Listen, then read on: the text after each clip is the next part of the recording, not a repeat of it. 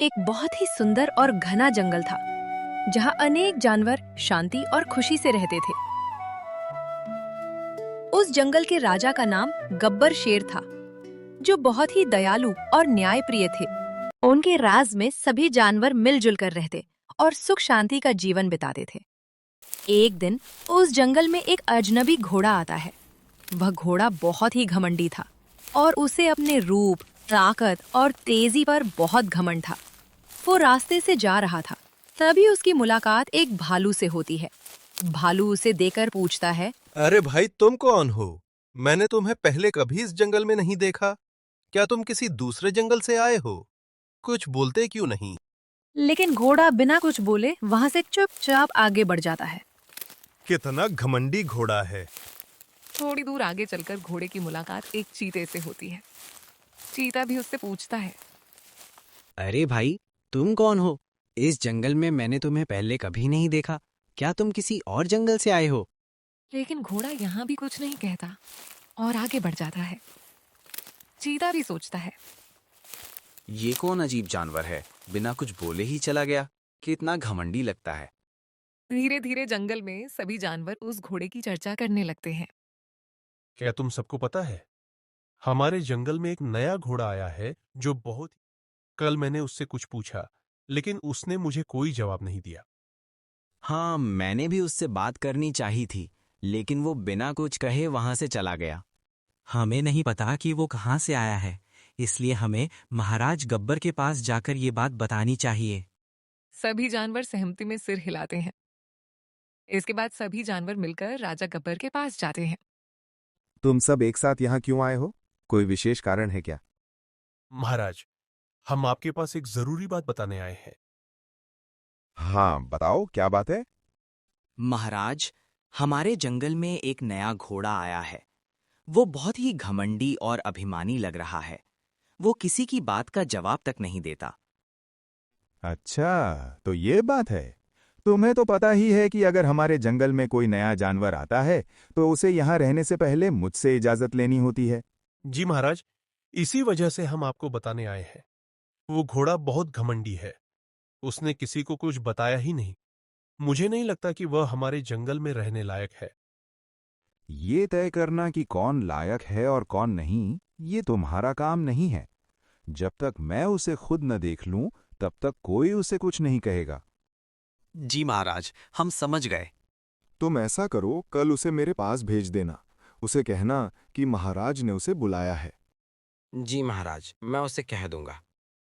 अगली सुबह चीता घोड़े के पास जाता है और कहता है, तुम्हें महाराज ने याद किया है। जितनी जल्दी हो सके उनके पास चले जाना। लेकिन घोड़ा कुछ नहीं बोलता, बस चुपचाप खड़ा रहता है। इसी दौरान बंदर हड़बड़ाते हुए चीते के पास आता है और कहता है, चीता भाई, हमारे जंगल में बहुत बड़ा हादसा हो गया है। बहुत ही भयानक खबर है। क्या हुआ बंदर? तुम इतना घबराए हुए क्यों हो? ऐसा क्या हो गया है हमारे जंगल में? किसी ने गधे को मार डाला है। क्या?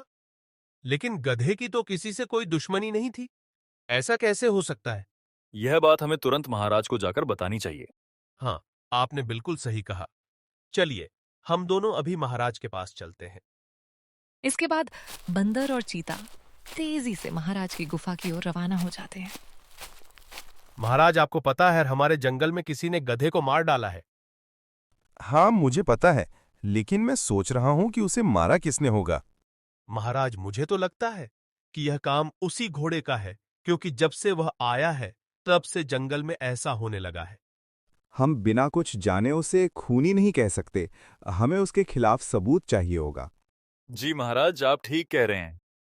ठीक है, अब तुम दोनों जाओ और ध्यान रखना, अगर जंगल में कुछ भी गड़बड़ लगे तो मुझे जरूर बताना। ठीक है महाराज, मैं आपको बता दूंगा। फिर महाराज गब्बर घोड़े के पास जाते हैं। मैंने तुम्हें बुलाया था, फिर भी तुम मेरे पास क्यों नहीं आए? महाराज, मैं आना तो चाहता था लेकिन आ नहीं सका। तो तुम बोल सकते हो, फिर चुप रहने का नाटक क्यों कर रहे थे? महाराज, मैं तो बस आपका ही इंतजार कर रहा था कि कब आप आए और मैं आपसे सब कुछ कह सकूं। पर ऐसा क्यों? तुम मेरा इंतजार क्यों कर रहे थे? महाराज, मैं एक मंत्र से बंधा हुआ हूं, इसलिए ना तो आपके पास आ सका और ना ही किसी जानवर को कुछ बता सका। तो ये बात है, लेकिन तुम्हें इस मंत्र से बांधा किसने? महाराज, यह बात मैं आपको नहीं बता सकता। क्यों नहीं बता सकते? अगर तुम मुझे बताओगे तो मैं तुम्हारी मदद कर सकता हूं। महाराज, अगर मैंने यह बात आपको बता दी तो आपकी मृत्यु निश्चित हो जाएगी। तुम ये क्या कह रहे हो? मुझे कुछ भी समझ में नहीं आ रहा है। महाराज, मैं आपको इसलिए नहीं बता सकता क्योंकि मेरी जुबान पर वही मंत्र लगा है। जैसे ही मैं उस व्यक्ति का नाम लूंगा, आपकी मृत्यु हो जाएगी। और इसी के साथ एक और रहस्य जुड़ा हुआ है। कौन सा रहस्य? मुझे विस्तार से बताओ। महाराज, मैंने उसे जानबूझकर नहीं मारा। मैंने तो पहले ही कहा था कि अगर मैं आपके अलावा किसी और से बात करूंगा तो उसकी मृत्यु निश्चित है। क्या? क्या तुमने गधे को मारा? लेकिन ऐसा क्यों किया? महाराज, मैंने उसे जानबूझकर नहीं मारा। मैंने तो पहले ही कहा था कि अगर मैं आपके अलावा किसी और से बात करूंगा तो उसकी मृत्यु निश्चित है। तो फिर गधे की मृत्यु कैसे हुई? महाराज, गधा मुझसे बार बार बात करने की कोशिश कर रहा था। मैं उससे बचने की पूरी कोशिश कर रहा था, लेकिन वह बार बार मेरे पास आ रहा था। मैंने बहुत प्रयास किया कि उससे कोई बातचीत ना हो, लेकिन एक बार मेरे मुंह से अनजाने में 2 शब्द निकल गए और वही उसकी मृत्यु का कारण बन गया। अब मैं समझ गया, तुमने उसे जानबूझकर नहीं मारा। लेकिन एक बात मेरी समझ से परे है, तुम सिर्फ मुझसे ही बात क्यों कर सकते हो, किसी और से क्यों नहीं? महाराज, यही एक और रहस्य है। मैं आपको बताना तो चाहता हूं लेकिन नहीं बता सकता। अगर मैंने बता दिया तो आपकी मृत्यु निश्चित है और मैं ऐसा बिल्कुल नहीं चाहता। अगर तुम मुझे पूरी बात नहीं बता सकते तो मैं तुम्हारी मदद कैसे करूं? महाराज, मैं आपको केवल एक दिशा दिखा सकता हूं। आप बस उस दिशा में चलते जाइए। इतना कहकर घोड़ा चुपचाप एक दिशा की ओर घूम जाता है। महाराज गब्बर उसकी दिशा समझ जाते हैं और बिना कुछ कहे उसी दिशा में आगे बढ़ जाते हैं।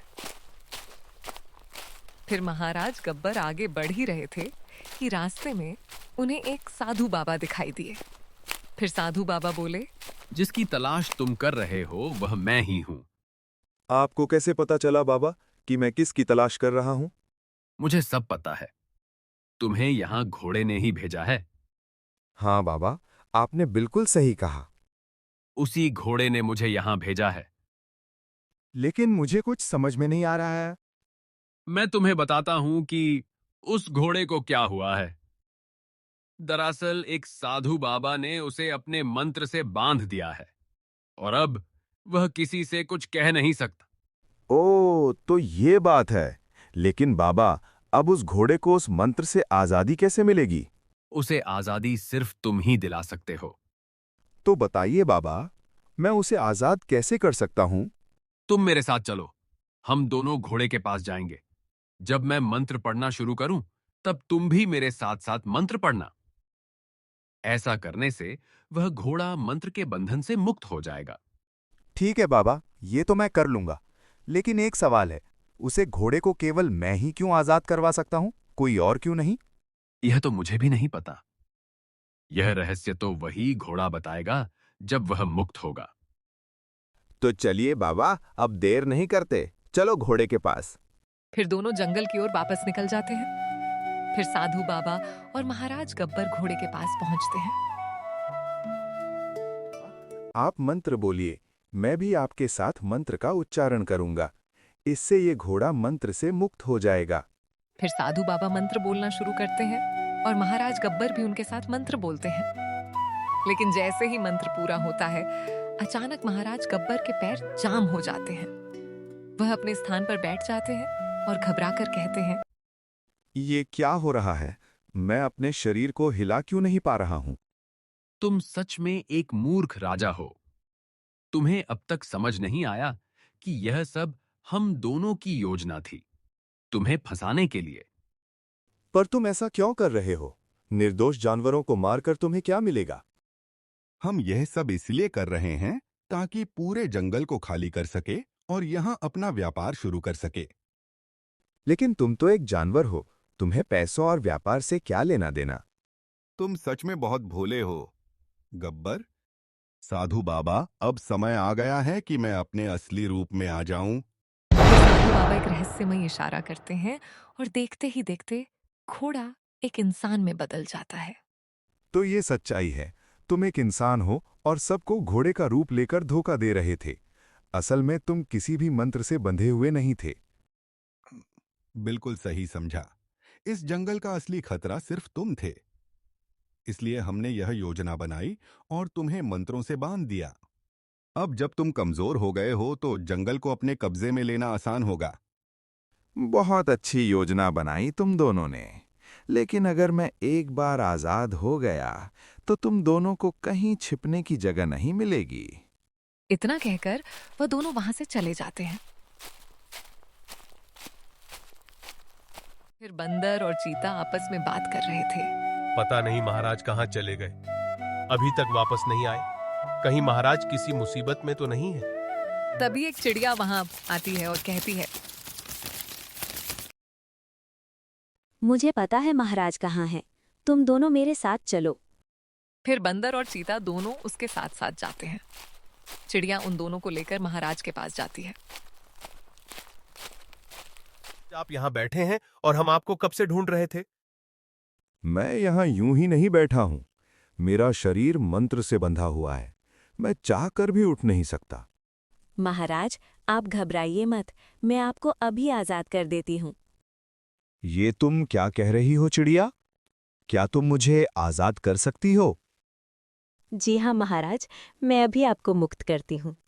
फिर चिड़िया एक मंत्र बोलती है और जैसे ही मंत्र पूरा होता है, महाराज गब्बर आजाद हो जाते हैं और खड़े हो जाते हैं। ये कैसे हो सकता है? तुम तो एक साधारण चिड़िया हो। महाराज, हमारे पास ज्यादा समय नहीं है। आपको पता है ना कि मैं किसकी बात कर रही हूँ? हाँ, मैं समझ गया। अब समय आ गया है उन्हें सबक सिखाने का। फिर महाराज गब्बर गुस्से से जंगल की ओर चले जाते हैं।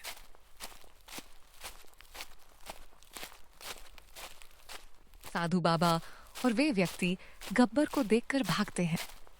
फिर वह दोनों आगे की ओर भागते हैं।